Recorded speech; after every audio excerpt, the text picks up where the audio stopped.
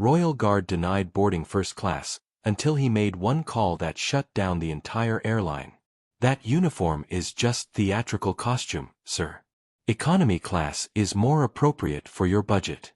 That's what the airline manager told Sergeant Hartford as he denied the Royal Guard his first-class seat. But one phone call from the humiliated serviceman would soon ground every plane in Terminal 5. So, who did he dial to? Before we answer that, press the subscribe button and drop a comment below telling us where in the world you're watching from. Now, without further ado, let's get into it. The polished black boots of Sergeant Thomas Hartford moved with practiced precision across the gleaming floor of Heathrow International Airport's main terminal.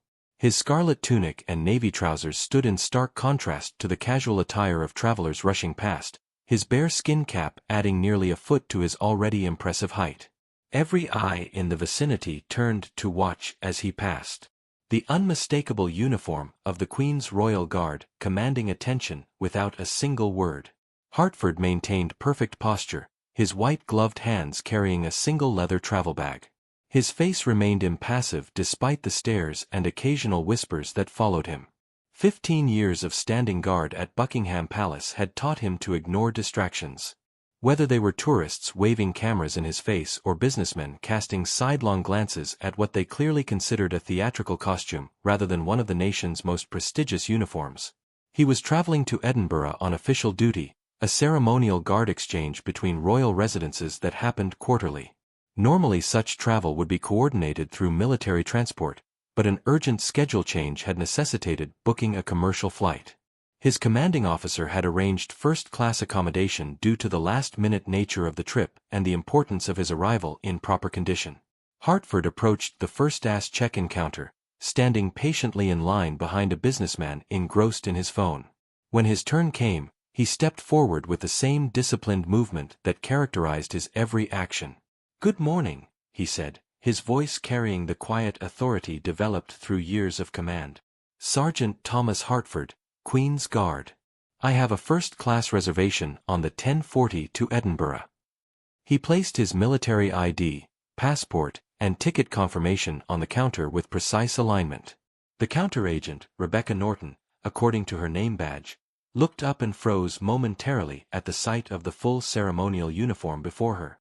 Her professional smile faltered as her eyes darted from Hartford's bare skin cap to his documentation and back again. "One moment, please," she said, her voice suddenly strained as she picked up her phone and turned slightly away from the counter. "Martin, I need you at first-class check-in." "Yes." Now, as Rebecca spoke in hushed tones on the phone, Hartford stood motionless, his expression betraying nothing. Years of maintaining ceremonial composure through rain, heat, and the endless prodding of tourists had perfected his ability to remain stoic under scrutiny. Within minutes, a man in a tailored suit approached. Martin Coleman, the supervising manager, eyed Hartford with poorly concealed suspicion. "Is there a problem?" Hartford inquired, his tone remaining professionally neutral. "Sir, may I ask the purpose of your attire?" Coleman gestured vaguely toward the ceremonial uniform. "I'm on official duty traveling between royal residences," Hartford explained, indicating his documentation. "My commanding officer arranged the booking." Coleman examined the ticket confirmation with exaggerated scrutiny, his lips pursed. "This is highly irregular. We don't typically see military personnel in ceremonial dress on commercial flights. The schedule change was unexpected. I am due in Edinburgh by evening." Coleman leaned closer to Rebecca, whispering something that Hartford could still hear clearly. "Call security. We need additional verification." Rebecca nodded, picking up the phone again. Hartford remained composed, though he was keenly aware of other passengers watching the uncomfortable exchange. This wasn't the first time his uniform had elicited suspicion rather than respect outside military contexts. Several minutes later, two security officers approached Daniels and Matthews according to their badges.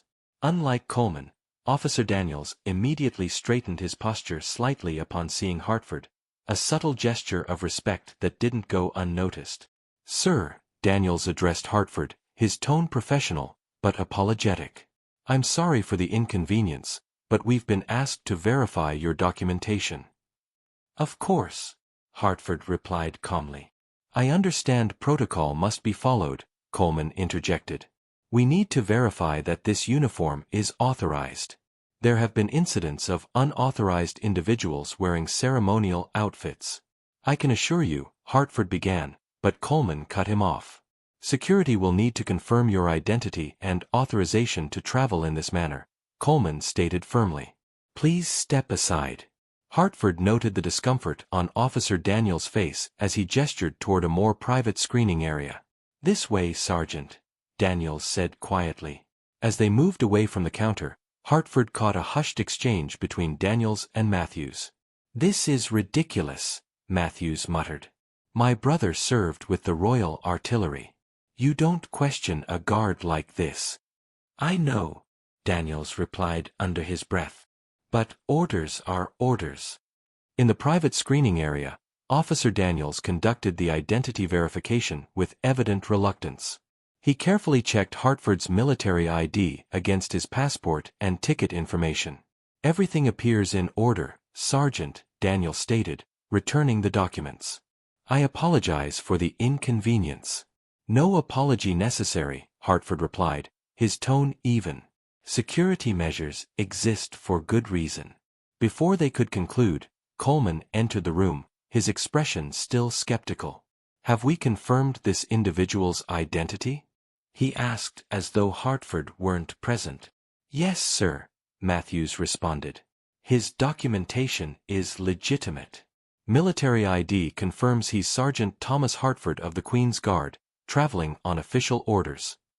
Coleman circled Hartford, examining the ceremonial uniform with undisguised disdain. All this pageantry seems excessive for a simple flight, he remarked. Do taxpayers know how much these costumes cost? Hartford remained at parade rest, his eyes fixed forward. This uniform represents centuries of tradition and service to the crown, sir. It's worn with permission from the highest authorities. Well, it's causing a disruption in my terminal, Coleman replied dismissively. People are staring, taking photos.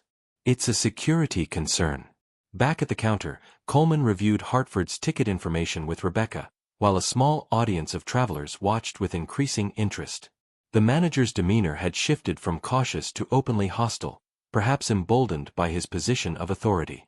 This first-class ticket, Coleman said, holding the confirmation as though it were counterfeit. How exactly did you acquire it?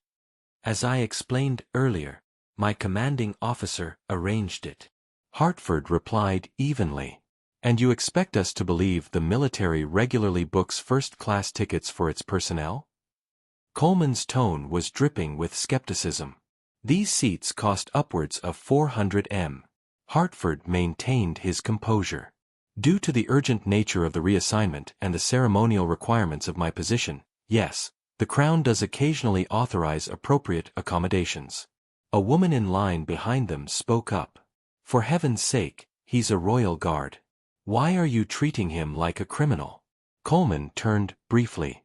Mom, I assure you, we're following standard security protocols. His attention returned to Hartford. How exactly did you afford this ticket, personally? Our records show it was purchased yesterday. I didn't purchase it personally. It was arranged through military channels, Hartford explained for the third time. So you have no proof of purchase. The confirmation of my orders should be sufficient proof. Coleman exchanged glances with Rebecca, who seemed increasingly uncomfortable with the situation. I'm afraid we cannot verify the legitimacy of this ticket. For security reasons, we'll need to reassign you to economy class. A ripple of disbelief passed through the onlookers. Hartford remained still, processing the blatant discrimination dressed as security concern. Is there a specific regulation I've violated? Hartford asked calmly. Sir, this isn't a debate. We have full discretion over flight assignments for security purposes, Coleman stated firmly. Your unusual attire and inability to verify the source of your premium ticket raise red flags. You can either accept economy seating or reschedule your travel. Hartford understood the reality of his situation. Making a scene would reflect poorly on the institution he represented, regardless of who was at fault. His training had prepared him for far worse indignities than an airline downgrade. "As you wish," Hartford responded with dignity. "I won't cause a scene." Coleman seemed relieved, perhaps having expected a confrontation. He quickly processed the seat reassignment, handing Hartford a new boarding pass for seat 24C in economy. As Hartford turned to leave, Officer Daniels approached, having witnessed the entire exchange.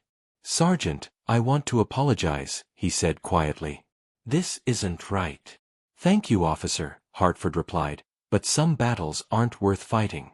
Boarding the aircraft proved to be its own challenge. Hartford had to remove his bear-skin cap to fit through the door, carefully tucking it under his arm. The narrow aisle barely accommodated his broad shoulders in the ceremonial tunic. Flight attendants stared in surprise as he made his way toward the back of the plane. When Hartford reached row 24, he found an elderly gentleman occupying the window seat. The man looked up, and his eyes widened in recognition. "Well, I'll be damned," the man said, straightening in his seat. "A Queen's Guard on my flight." "Good morning, sir," Hartford replied politely as he stored his cap in the overhead compartment and maneuvered into the middle seat. "Walter Simmons," the man introduced himself, extending a weathered hand. "Royal Marines, retired. Served 28 years before they put me out to pasture." Hartford shook his hand. "Sergeant Thomas Hartford, Queen's Guard." Simmons smiled warmly. "I recognized the uniform immediately. My unit provided support for the changing of the guard back in '78, hottest summer on record, and you lads never flinched." As Hartford settled in, adjusting his tunic as best he could in the confined space, Simmons leaned closer. "I saw what happened up front," he said quietly. "That pencil pusher had no right treating you that way. Disgraceful." Hartford remained diplomatic. "Just a misunderstanding, I'm sure." "Bollocks," Simmons replied firmly. "That was discrimination, plain and simple. You should file a complaint when we land." Hartford smiled slightly. "There are more important battles to fight, Mr. Simmons." "Walter, please," the older man insisted. "And perhaps you're right.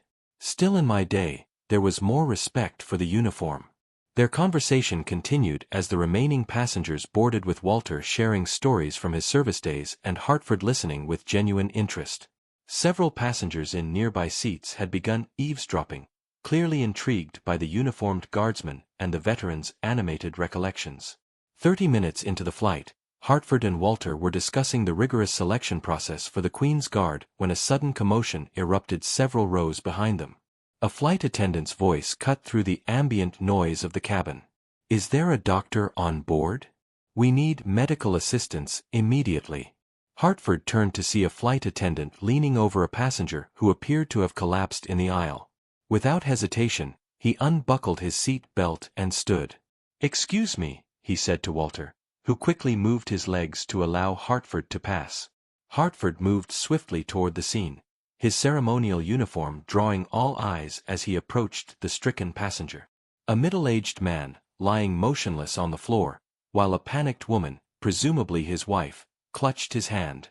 "I'm trained in emergency medical response," Hartford announced calmly to the flight attendant. "May I assist?"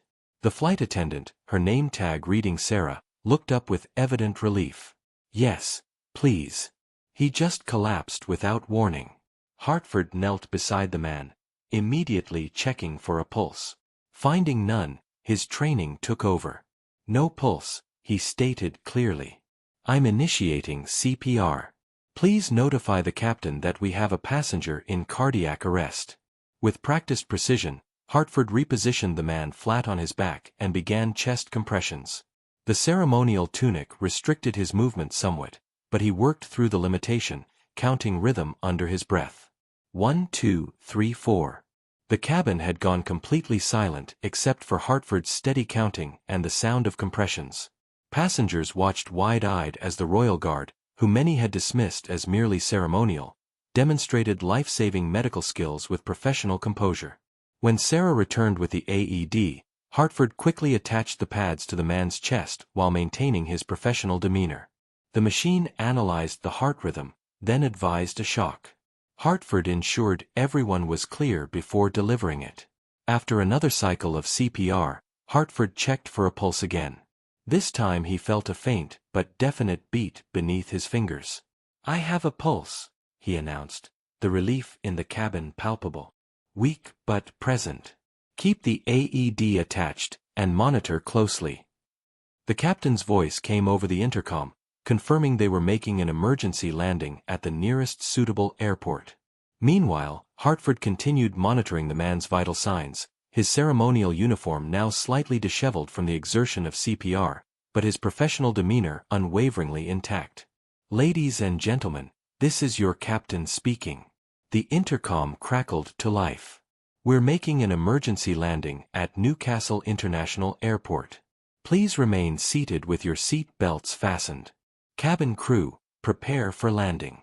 Hartford continued monitoring the revived passenger, whose name he'd learned was Richard Bennett. Though conscious, Bennett remained in critical condition, his breathing labored and pulse irregular. "Stay with me, Mr. Bennett," Hartford encouraged quietly, maintaining the calm, authoritative tone that characterized his military bearing. "Help is waiting for us on the ground." When the aircraft touched down, a collective sigh of relief swept through the cabin. Within minutes, the doors were opened and paramedics rushed aboard, medical equipment in hand. "Suspected cardiac arrest," Hartford reported to the lead paramedic. "Patient lost consciousness and pulse approximately 20 minutes ago." CPR was administered immediately, followed by one shock from the onboard AED. Pulse returned, but remains weak and irregular. The lead paramedic nodded briskly, taking over the care of Bennett with professional efficiency. As her team transferred him to a stretcher, she paused to address Hartford. "Your intervention was textbook perfect," she said. "Few more minutes without proper CPR." She didn't need to finish the sentence. Bennett's wife clutched Hartford's hand. "Thank you," she whispered, her voice breaking. "How can we ever repay you?" "No repayment necessary, Mom," Hartford replied simply. "I'm just glad I could help." In the terminal, Hartford found a quiet corner, away from the curious stares and continued gratitude of his fellow passengers. He checked his watch. The delay would make him late for his scheduled arrival in Edinburgh. Protocol required him to notify his commanding officer. He removed his mobile phone from an inner pocket of his tunic and dialed a number from memory. After 2 rings, a crisp voice answered. "Commander Blackwood." "Sir, Sergeant Hartford reporting. I'm experiencing a travel delay." "Hartford." Blackwood's authoritative voice carried through the line. "You should have landed in Edinburgh 20 minutes ago. The palace shows you're still en route." "Yes, sir. There was a medical emergency aboard. We've made an unscheduled landing at Newcastle." "I see. Will this significantly impact your arrival time?" "Uncertain at this point, sir. The airline is assessing the situation." There was a brief pause before Blackwood continued, his tone shifting slightly. "Were you involved in this medical emergency, Sergeant?" "I provided assistance until paramedics arrived, sir." A knowing chuckle came through the line. Always the diplomat. The captain radioed in that one of his passengers, a Royal Guard, performed life-saving CPR mid-flight. "That would be you, I presume?" "Yes, sir. The passenger is stable and receiving medical care." "Well done, Sergeant." Blackwood's voice carried a rare note of approval. "Though I'm curious how you ended up in economy class, I distinctly recall authorizing business class for your travel." Hartford hesitated, weighing his response carefully. "There was a seating issue at departure, sir." "What kind of seating issue?" Blackwood pressed, his tone sharpening. "It's not of significant concern, sir." "Hartford." Blackwood's voice took on the commanding edge that had earned him respect throughout the service. "Full report now." Hartford straightened instinctively, though Blackwood couldn't see him. "Upon arrival at Heathrow, my first-class reservation was questioned by airline staff. Despite presenting proper documentation, I was denied boarding in first class and reassigned to economy." "On what grounds?" Blackwood demanded. The terminal manager expressed concerns about my uniform and questioned the legitimacy of my ticket.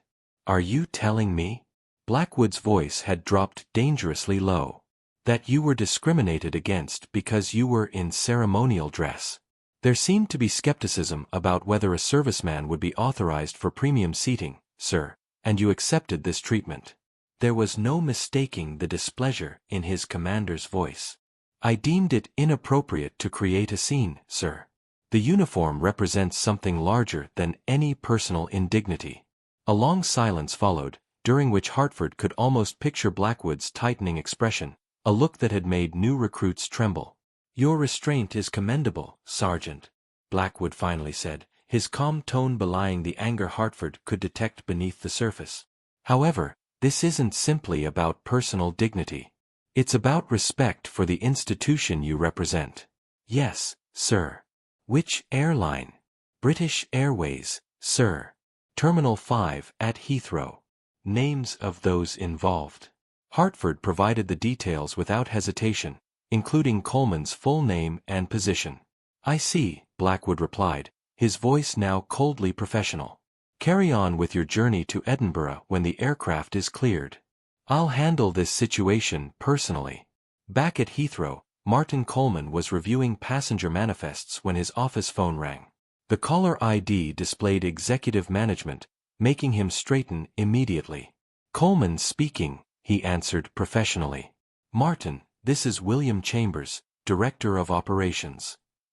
The voice carried the weight of seniority and unmistakable tension. I need you in my office immediately.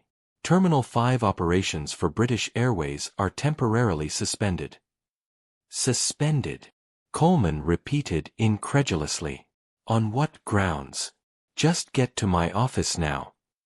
Coleman hurried through the terminal, mind racing through potential crises. What he found in Chambers's office was entirely unexpected. The spacious corner office was crowded with serious-faced individuals, including Rebecca Norton from check-in, both security officers from the morning shift and 3 people Coleman didn't recognize. 2 in suits displaying Civil Aviation Authority credentials, and a 3rd man in a military uniform adorned with insignia that indicated high rank. Martin Coleman Chambers began without preamble. This is Commander James Blackwood of the Royal Guard and Representatives Adams and Taylor from the Civil Aviation Authority. They're here regarding an incident this morning involving Sergeant Thomas Hartford. Coleman faltered, the name not immediately registering. I'm sorry, who? The Queen's Guard you refused proper seating this morning, Commander Blackwood clarified, his voice carrying the precision of a blade. The same guard who, I'm told, just saved a passenger's life during an emergency landing that might have been entirely avoided had he been allowed his assigned seat in first class. Coleman palled as understanding dawned. The man in the ceremonial uniform. That was a simple security precaution. Our protocols, I've reviewed your protocols thoroughly, interrupted one of the CIA representatives. None of them support discriminatory treatment based on military status or uniform. In fact, quite the opposite. Chambers gestured to a large screen on the wall displaying security footage from that morning. We've been reviewing the incident in detail. What I'm seeing is a distinguished serviceman being treated with suspicion and contempt despite presenting valid documentation. Furthermore, Chambers continued, I've learned this isn't an isolated incident. We've uncovered several similar complaints over the past 18 months, all involving military personnel and all handled by your team, Mr. Coleman. The second CIA representative spoke up. Based on our preliminary review, we've determined that a complete operational audit is required. All flights from Terminal 5 will remain grounded until we can ensure proper protocols are being followed correctly and without discrimination. 2 days later, Sergeant Hartford stood at attention in Edinburgh's Holyrood House, his ceremonial duties completed without further incident. As he prepared to return to London, an aide approached. Sergeant Hartford, you have visitors in the reception room. Hartford followed the aide to find Commander Blackwood waiting alongside a familiar face, William Chambers from British Airways. At ease, Sergeant, Blackwood ordered as Hartford snapped to attention. Mr. Chambers has something he'd like to discuss with you. Chambers stepped forward, his expression somber. Sergeant Hartford, I've come personally to offer the airline's sincere apology for your treatment at Heathrow. It was unprofessional, discriminatory, and entirely inconsistent with our values. Hartford remained composed. Thank you for the apology, sir. It's accepted. The situation revealed significant failures in our training and management, Chambers continued. As a result, we've instituted comprehensive changes. Mr. Coleman has been removed from his position and Miss Norton has been reassigned pending sensitivity training. Blackwood watched Hartford carefully. The CIA audit uncovered systematic issues beyond your individual case. The temporary grounding cost British Airways approximately £4 million in operational losses. Hartford's expression betrayed a flicker of concern. That wasn't my intention, sir. Of course not, Chambers assured him. But it may have been necessary. Sometimes systems need a significant shock to initiate real change. There's more, Blackwood added.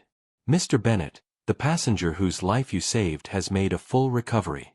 His family has requested to meet you when you return to London. Hartford nodded, genuine relief, crossing his features.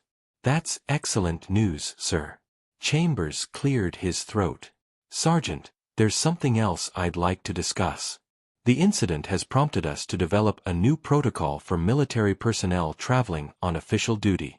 We'd value your input on its implementation. Hartford considered this thoughtfully. The delay in Newcastle may have been a blessing in disguise, sir.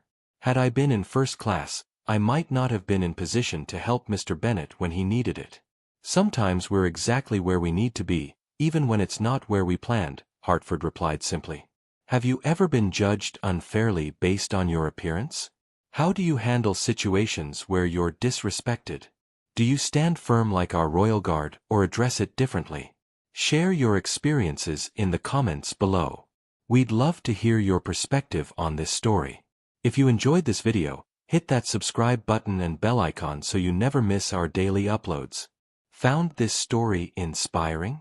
Share it with someone who appreciates tales of dignity and respect. Our previous videos are appearing on your screen right now. Check them out next. We'll see you tomorrow at the same time with another brand new story.